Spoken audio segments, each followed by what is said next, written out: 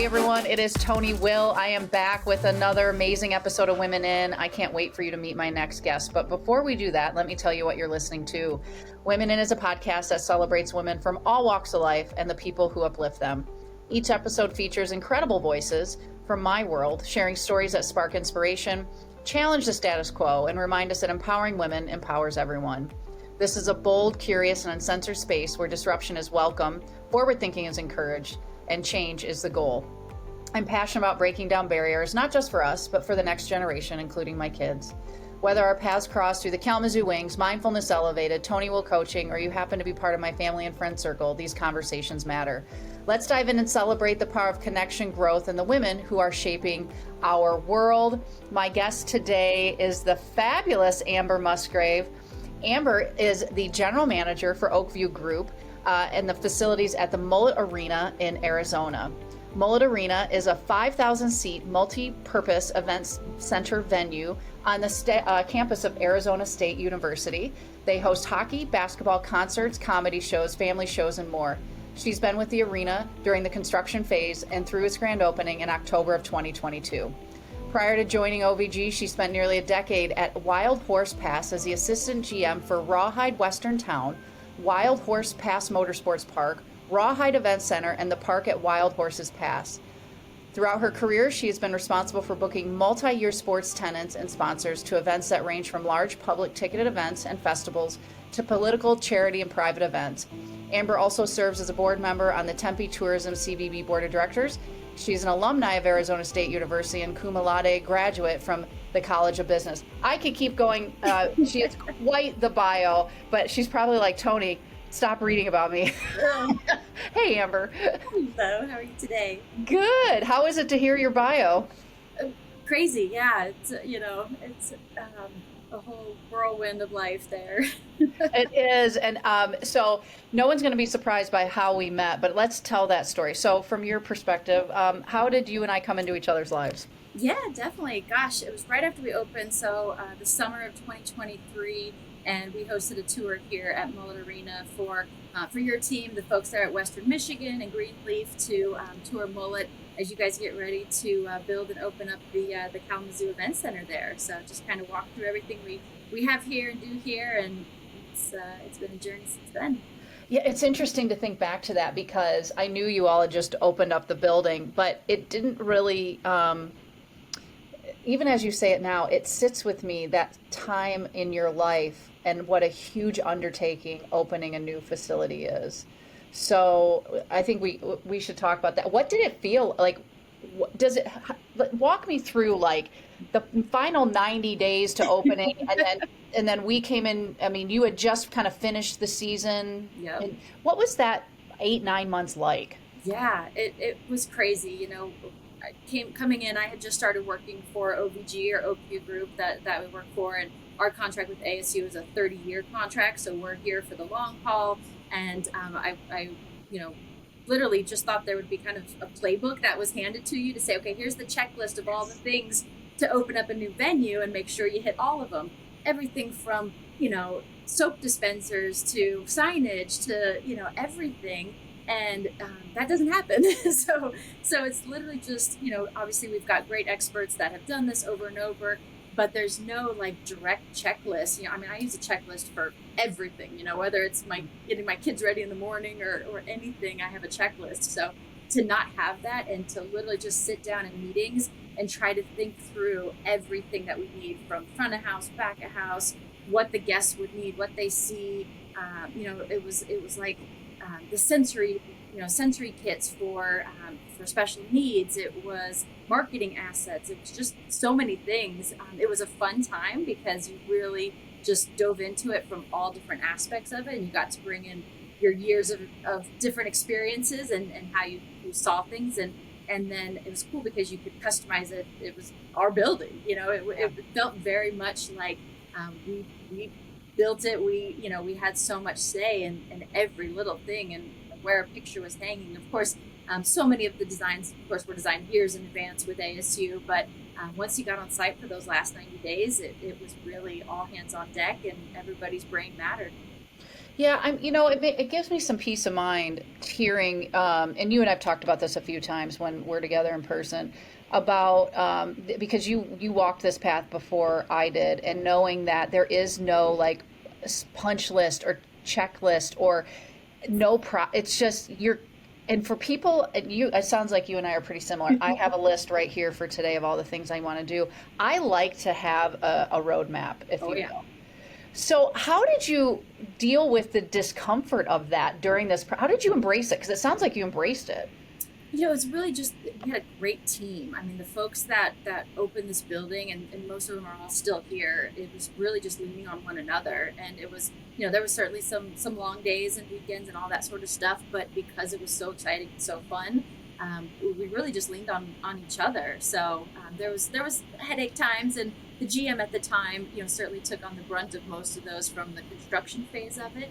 But it was really the team. I can't speak more highly of everybody, and just that everyone came with the same mindset, knowing what we were trying to do, and that everyone had the right intentions. There was no malice, no bad intentions there at all, and everyone just wanted to put together the best building we could, and open it with the best customer service. And in the industry, we think so much about signage, or we think about this, or we think about that. When you're here for an event, it's the lights, it's the atmosphere. You're in your own zone. We call it herding cats, because people just lose a lot of intelligence points when they come to an event, because they're there to have fun. They don't want to work. They don't want to, look for things. They just want to ask the closest person, hey, where's the bathroom? So you want to give them as much, and make it as easy as possible. Yeah, it's so true. And it is interesting because you're what we call like the core team. Like you have a seat at this table where you're picking out light fixtures and what knobs are going here. It's like building a house, except it's ginormous. Yeah. And the public, it's where the public will come. So tell me about that part of it. What the public, I'm assuming, had a lot of interest in what was being built in the community. Now, was something closing in order to open this, or was this brand new? No, brand new. So literally, what we sit on used to be a parking lot, and a little bit of the bleachers. Actually, I look out my window to the bleachers to the track and field, and so nothing was displaced for this except for some parking. And then, of course, we just picked up with the nearby parking garage. And the building is really, it's on ASU campus, and it's kind of tucked in this corner where it is behind a giant track and field bleacher set and behind a parking garage. And so really the nice thing is the general public hardly knew anything was happening, aside from the PR and press that we would put out, because the building itself is just a big rectangle box, and doesn't have that all the flair. So it's cool when people do step in the building, and they're always just wowed and amazed by it, because they don't expect it, based on just the simplicity of it, and really staying on that sustainable side from the outside. I drove by it before I even took the job. I drove by when it was first groundbreaking and everything, and I think I drove by it 3 times before I even realized that was it, because it doesn't scream out that it's a crazy venue, because it's all indoors. It's so true. Having been there now twice, well, once in the facility, and then we had coffee when I was there Yeah. a month or so ago. Amber's been such a huge resource for me. And this is one of my leadership pillars. I have 6. And number 1, when I'm trying to do something new, is go to the experts. Well, when I met Amber, I was like, I was like, oh my God, there's a woman. Like, goodness. And I'm sure I said that to you that day. I'm like, hi, I'm Tony. You're a woman. Let's be friends. Right? Because it's not, women aren't generally GMs of buildings like this. So, and it's hearing in your bio where you came from to this world. I mean, there's so much in there. So how do you see this as a GM of an OVG building? Do you guys all get together, you OVG GMs, and are you one of a handful of women? Tell me about that world. Yeah, for sure. Yeah, definitely. When I first moved into the GM position, taking over for a man that had left, and went to a great opportunity there. I got a number of emails from other folks within OVG that just said, "Congratulations! It's so great to see another woman, or a woman, making it into that position." And I would say, when I first started, the majority of the calls, maybe the 90-10 split, something along those lines. And then just over the last, 2 years or so, that number's definitely increased. Women obviously have an amazing skill set. And so I've definitely seen the increase in female GMs at buildings, and it's been awesome to see. I even get a little crap from folks around here because I think the last 7 hires of 8 hires have all been female that I've hired over here. So this is literally based on their expertise that they bring to the table and what I think they can do, because you have to be so well-rounded and know so many different areas and have that front of house, pleasant smile and be able to bring the heat down when there's a situation, but then also have that organizational capability on the back end so that you're planning for it. I had an old boss years ago that used to say the quote of, what we do isn't rocket science, but if you don't pay attention to the details, it will blow up in your face. And it's so true. It's so true. So true. Well, because we're both in the same. So I'm the GM of the hockey team, and Amber's the GM of the building. So if we were working together and we were in the same building, I would be a tenant in her building. And so just like at the Wings Event Center, Rob Underwood's the GM, and then I'm the tenant, but we'd work hand in hand. And so when I'm looking for experts, when I'm going back to that point, I was like, Amber's walked this path before me. She's going to be really helpful. And I'm like, I got to, and as we're getting closer to this, I reached out, I'm like, I got a list of questions. I'm going to be in Phoenix. Can we get together? And I like to point that out because, and I always ask all my podcast guests how we meet and the power of relationships, and something that seems really innocent, like we're touring your facility, can really blossom into so much more by having a willingness to stay connected. Yep, for sure. Tell me about, so your career before in events, and I love that saying, by the way, because events is all about the details. It is all about details. So give more detail about your prior career, and then what led you to say, okay, I'm going to switch over and get out of, it sounds like a lot of horses were involved. I don't know, tell me if I'm wrong. And in sports. Yeah, no, it literally I've been in live events and just, public events my whole career. It was crazy. I came out to college and they said, what do you want for your major? Said, well, I don't know. What are the choices? You think of like in high school, you just think, okay, math, science, you think of those standard things. And I came from a great high school, but I don't think they went through how deep you can get into all these different, possible job, careers. And so I said, oh, I'm good at math. Let's do accounting.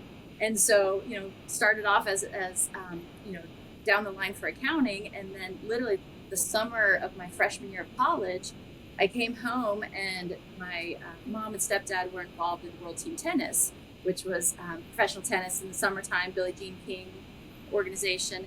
And so after each tennis match, there's like an hour drive to get home, and I would make little notes of things. The signage to the bathroom is terrible, and where you have the concessions placed is awful, and the kids zone should be over here, and they should do this for the kids zone. And I would just give it to them and say, here's some ideas. They brought it to the GM of the team, and they said, well, what consultant did you hire for this? And I said, no, it was our 18-year-old daughter that did it.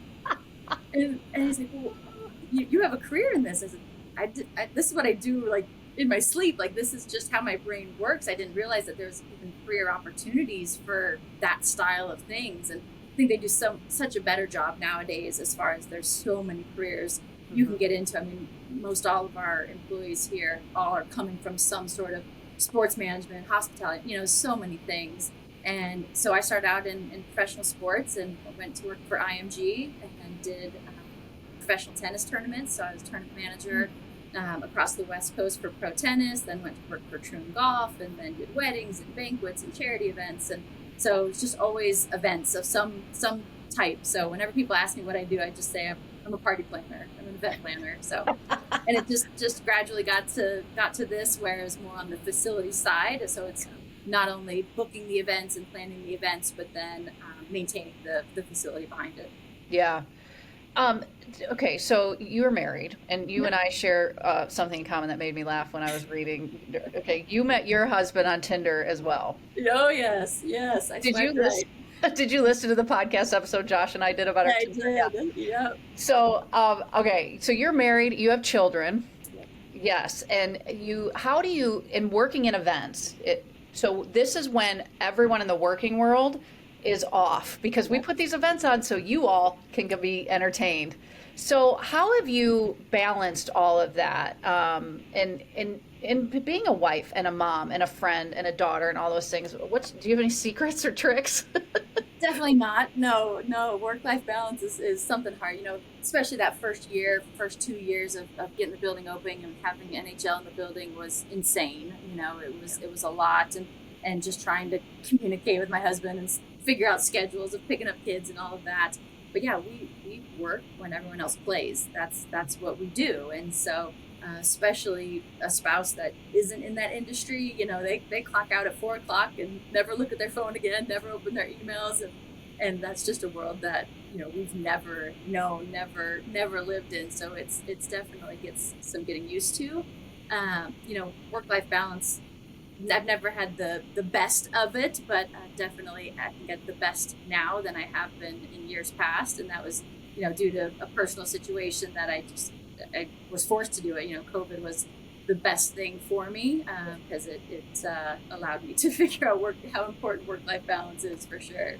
Yeah, so we share that in common too. It's really, I think work-life balance is a fallacy. I think our life is just like in seasons, where there are seasons when we have more balance. Like quite literally, we're in the off season right now, so I have a little bit more balance than say during the hockey season. But it's not like every day is a perfect 8 hour segment. Like it's not broken into thirds. I'm sleeping for 8 hours, I'm working for 8 hours, and I'm being leisurely for 3 hours. That's not how it works, especially in our business. But I want to come back to how did you all meet on Tinder? I mean, I know you swiped right, but did you have to kiss a lot of frogs? I need to know.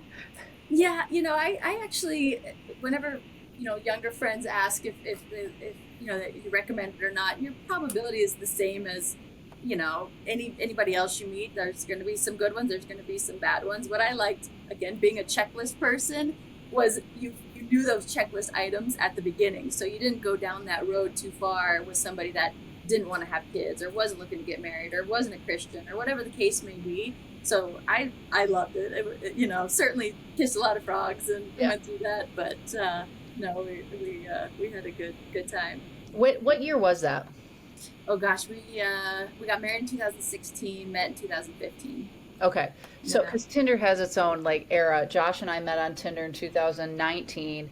And I think it now, like everything, it changes. And, I think it was more innocent when you were on it. And Oh, even I don't when I know. was a little more innocent. Now my kids are all on this stuff. And I'm like, what are these people doing and Yeah, saying? Like, insane. yeah. So, and now let me ask you, were you on Tinder looking for a husband?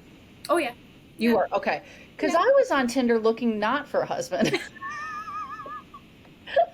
But I didn't know, like, I never online dated. So I'm like, this is where you go to hook up. So that's where I Yeah, went. And then I yeah, found a husband. I don't, yeah. anyways. No, living in Scottsdale, the hookup parts is pretty easy in Scottsdale. When you're going. I didn't have kids, so you can go out at any time, and that part of it's easy. It's the Yeah. finding the serious ones. Now, and one of the things you did tell me too is that you came to motherhood late. Yeah, I'm the old mom. Yeah. So tell me about that. How old were you when you had, do you have a son, daughter? Both, yeah. So my Okay. son's 7, Dodger, and then my daughter is 4. And so, yeah, I was married previously. Both my husband and I were previously married, and you know, whatever happened, and Yep. so then went through a nice long spell of just enjoying life and going out and kind of being re-single again, and then we met and we had my son pretty quickly, and it worked out really really good. And then work got crazy, and who knows what can cause it, but that's definitely where I learned that work-life balance is so important, Yeah. because I was working crazy times and hours, and maybe not the best environment to be in, Yeah. and then all of a sudden, we suffered through 4 miscarriages during that time, so long break of age between my 2 kiddos. And it was literally, I'd find out I was pregnant, and then at the beginning it's like you tell your close friends, you tell your mom, you tell certain people, and you're all excited, and then you lose the baby and you got to tell everybody the bad news, and then it happens again, and then you tell a few less people, and then by the 4th time around I didn't tell anybody, And so literally COVID hit around here in, February, March timeframe.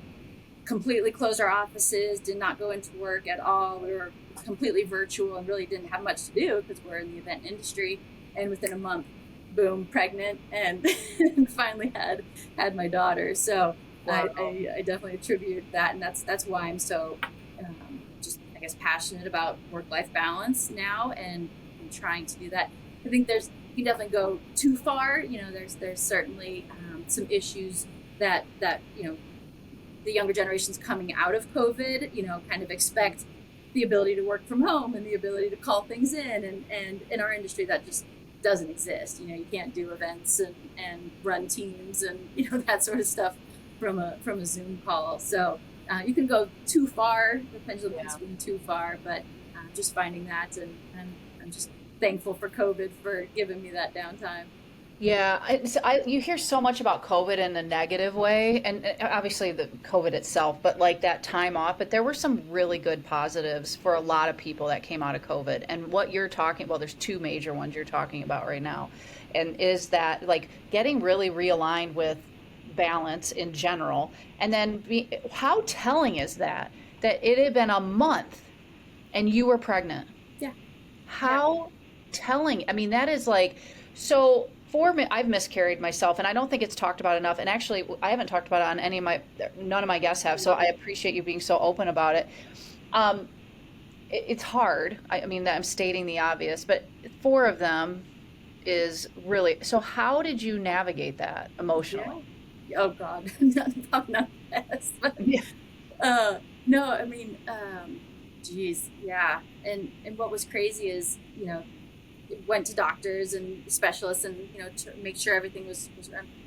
I know my husband doesn't have a problem. He's knocked me up 5 times now, so He's good. he's good at this. And I was, again, a checklist person, and so I was like, okay, it's time. Like I knew exactly when to do it, and all that sort of stuff. So it wasn't a matter of getting pregnant; it was the staying pregnant part, and that's what was so hard. And that's where I think the work-life balance, the stress that my body was going through, I didn't even realize it, and I was doing this damage to my body that I couldn't blame anything else. I was healthy, I was taking my vitamin, I was doing all the stuff, and so just nothing added up to why it wasn't working. And then again, going a month and a half of not having that stress, and then boom, it happened. And so I didn't tell anybody, and just over the next 9 months on Zoom calls, I just got fatter and fatter on Zoom calls, and nobody knew. And then when we went back to the office, I was like, oh, I gotta go. I gotta get my baby from daycare. And like, you have a baby? You didn't tell anyone. I told a few people, but very minimal, because I was just so scared of losing another one. Having gone through it so many times, and my story is nothing in comparison to folks that of course go to full term, and so I have so much respect and prayers out for them, but yeah, and so it's an emotional toll for sure.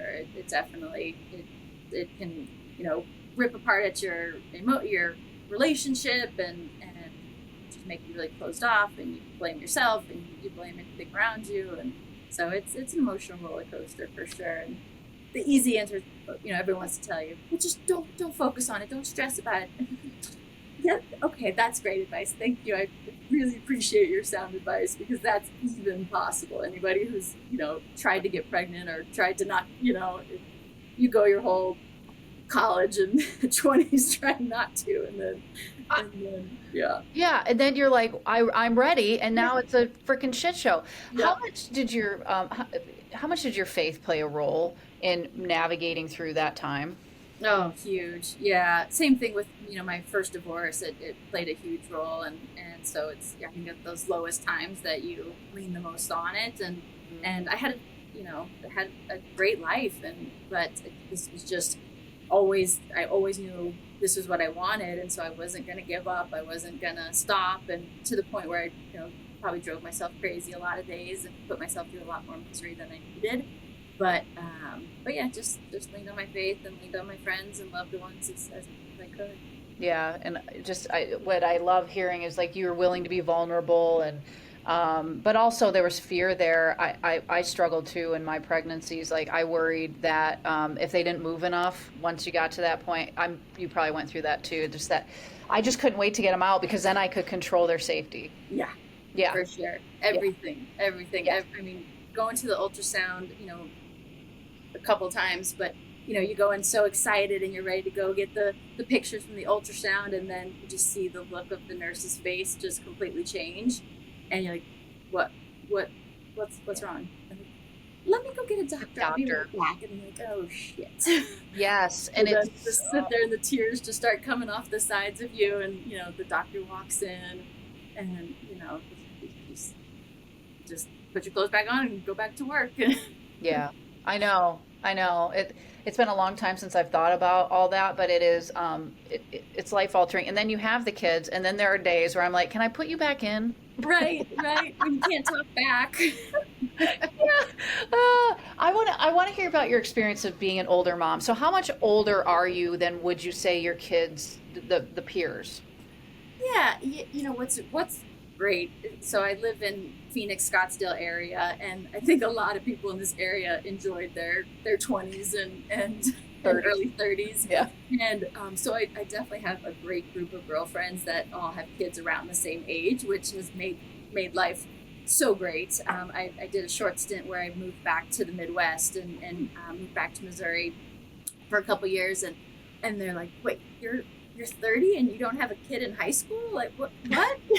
So true. I'm normal back home. Like this is not that big of a deal, but it's just so common in the Midwest that folks, you get out of school, you get married, you have a kid, and so many of those friends back in the Midwest, their kids are graduating from high school, their kids are graduating from college, they're becoming grandparents right now, and so I'm appreciative to have that group of friends out here that have kids in the same age. There's I never want my kids to go to an event and their friends to say, oh, your grandma's here to pick you up. So there's an age gap for some of them, but I think that's probably why I'll still stay living out here for a long time, because it's not as obvious. Yeah, it does. It's interesting. My dad and I were just talking about this because my dad was 35 years old when he had me back in 1978. And that was ancient back then to have a kid. And he was 37 when he had my brother in 1980. And then they had twins after that, but they both the twins actually were born, and then they were early, premature, and they died. But my dad was 39 when that happened. Wow. And I mean, late 70s, early 80s. And nowadays, it's so normal. Yeah. And so much easier for guys too, in that sense. All these celebrity males are, fathering kids at 60 and 70. So definitely all the pressures on the woman, it seems like. Well, and what's interesting too is I started, so my oldest is 23 and then 21 and 18. So I was 24 years old and started young. And now my youngest just graduated from high school. And so, but there's something to be said though for waiting and having that wisdom, maturity, and I'm going to use the big P word, patience, when you're raising, especially the ages your kids are at right now, because they're busy, they're yummy and cute, but they're 24/7 care. Yeah. And so there's a gift in that with waiting and living your life, and then having a family. Oh, for sure. I would not have been, and I'm not saying I'm a great mom, but I would not have been a good mom, in my 20s. There was just when friends call and they want to go to Mexico that weekend, you jump in the car and you go to Mexico, Yeah. And now I use my kids as my excuse to not have to go out. I'm like, no, I'm sorry, I got football practice, so now they're, it's the right timing for me for sure. Yeah, and that's the key. It was the right timing for you. And for any woman that's listening to this and maybe have struggled with miscarriages and all that, and I've had a lot of people in my life, women that have had to go the in vitro route, and it is it is not easy, and but God has a plan, and that's where the faith part of this comes in. So and don't listen to other people's timelines. Do it, if you want to keep trying, keep trying, and if it happens in your 30s, great. If it doesn't happen to your early 40s like me, then it is what it is. yeah, and that says a lot too, because you were in your early 40s, and so it was a geriatric pregnancy, right? According, Oh yeah. love that word. Oh But yeah. but your body, you like Yeah. back in the day, that would have been like, oh, you can't get pregnant over 40. Yep. Yep. Yeah, Yeah, I had my son in my 30s and my daughter when I was 40, 41. yeah. And but yeah, it's a if it's something you want, stick with it and try. And you can still try the other routes at the same time. Look into adoption or look into IVF or whatever the case may be. We were lucky enough to be able to do it naturally, but yeah, just for me, I was going to try everything and and do everything possible. I wasn't going to give up. Yeah, I love that resilience, such grit and resilience. Mm. So, speaking of women in your life, I know you have a daughter, as you mentioned, and but I want to hear who the women in your life, Amber, that have helped make you the woman you are today. Yeah, I mean, I couldn't list that without listing my mom. I mean, she's obviously number one and just shows grace under every possible circumstance. So certainly there. But even just the week that we had coffee, Hmm. that weekend was a full weekend of going out with seeing girlfriends, all in different phases of life. So one girlfriend, we were going to celebrate her son's 7th birthday, so similar to my kiddos. One, we were going to celebrate her son's high school graduation. One, we were going to celebrate her son's baby shower, so becoming a grandma. Yeah. And all three of these moms are basically, around the same age as me. But all the women in my life, are pretty much all strong, independent, well balanced, just figuring out life and know what's important and know how to keep that. And so, yeah, I'm very blessed. Some of my girlfriends I've had since I was 6 years old, and been in my life since we were 6, and neighbors, and still my best friend today. And other friends we met freshman year of college, and we've stayed, as that pack group since freshman year at ASU. Oh my God, what would you say if you had any secrets for maintaining these friendships? What are they? What do you do to stay connected and stay, I don't know, ingrained in each other's lives and supportive? Yeah, that's that work thing, just trying to plan out events and trying to plan out trips. And that's where being in the event industry, why I love the event industry so much is I get actually pull them into my world a little bit, say, hey, I got to work Friday night, but it's a concert. So you want to come to the concert, and then we can hang out and we can spend some time together, and afterwards go out and grab a drink. So I try to mix the two when it's appropriate there. But we do girls trips and go out and do wine excursions and that sort of stuff. And sometimes you're planning it 2 days out, and sometimes you're planning it 2 years out just to get it on everybody's calendar. So I don't do it the best. I definitely have girlfriends that are better at staying connected with everyone and checking in. And so I give that love where it's due to my good girlfriend Carly, who's just always checking in on everybody and making sure she puts in the time for everyone. So she's a pillar of that. Yeah, way to go, Carly. Yeah. I'm sure she'll listen to this too. Yeah. So tell me how, speaking of these women, and your daughter is, someone that you're literally lifting up, probably still picking her up, but raising her up. And how do you lift women up in whether it's your friends, your daughter, or are you mentoring? And tell me about, because you're in a minority in your day job as well. I don't know. Are there opportunities to lift women up in the work that you're doing? Yeah, I mean, I think so, but this might be an odd answer for a women in podcast, but I think the biggest way that I do from a work standpoint of lifting up women is to treat all of our associates the same. And so when it's a level playing field and everyone's treated the same, they lift themselves up. It's not even someone else that needs to lift them up. They rise to the surface, excuse me, on their own. So you don't have to, in my opinion, have all these carve outs and these things to say, okay, well, we need a female in this department. We need to make sure that we're hitting, this percentage over in this department. Those are certainly, we've got mountains to overcome from, from decades past. But Yep. I think if you just create that level playing field, they just rise up on their own. And so that's where, if I again, if somebody wants a work from home day, or if they, are requesting a raise, something like that, they don't need to come in here and say, oh, how's your kids? And give you their sob story about their, female life and what, the hard things that are going on in their life. And maybe that's because I was, raised a lot by my dad, as far as, I don't need that emotional side to give you empathy. You're going to get that by earning it, by what you do. So if you are asking for that, I'm going to look at your, what you've been doing for the last few weeks. Have you come in? Have you completed your tasks on time? Have you, been responsive to clients? If you're doing what you need to do, and especially going above and beyond, you're going to earn that stuff. You don't have to, sob your way up to it. So yeah, maybe an odd answer, but well, I think it makes a lot of sense, because it's all about it's inclusivity, and that's how I look at this too. I often talk about women in is about lifting women up, but I have men on my podcast too, because the word men is in women, and men came from women.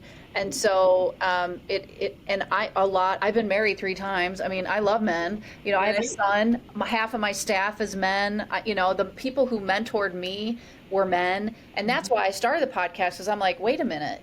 Like, I only had male mentors. I want to pay this forward for the women behind me, and my daughters and all of that, or women that are, you and I are the same age, like women next to me. So, or even older than me. And so it's all about inclusivity. And what I love this too, it's about the work ethic. Like, come to work. I treat everyone equally. You do your role, and we're all going to rise up from it. Yeah, for sure. So do you like to read? Admittedly, I don't have the time with a 7-year-old and a 4-year-old. So reading's not my thing, but, listen to podcasts on my drives, yours was, as soon as you mentioned it, that's the first thing I did, was went binge listen to your podcast. So, I definitely need to read more, and I commend you for your read a book for your age. That's very impressive. I'll be lucky to get through 3 Joe Rogan shows. My husband loves Joe Rogan, and once in a while I pick it up. But to give you credit, kudos, girls, when my kids were that age, I was not reading like that. Mm-hmm. So don't beat yourself up at all. But there's a good book I can recommend on that for those that are raising. There's 2 I can recommend. Raising Mentally Tough Kids by Dr. Daniel Amen, and The Anxious Generation. Have you heard of that one? I've heard about that one. Yes.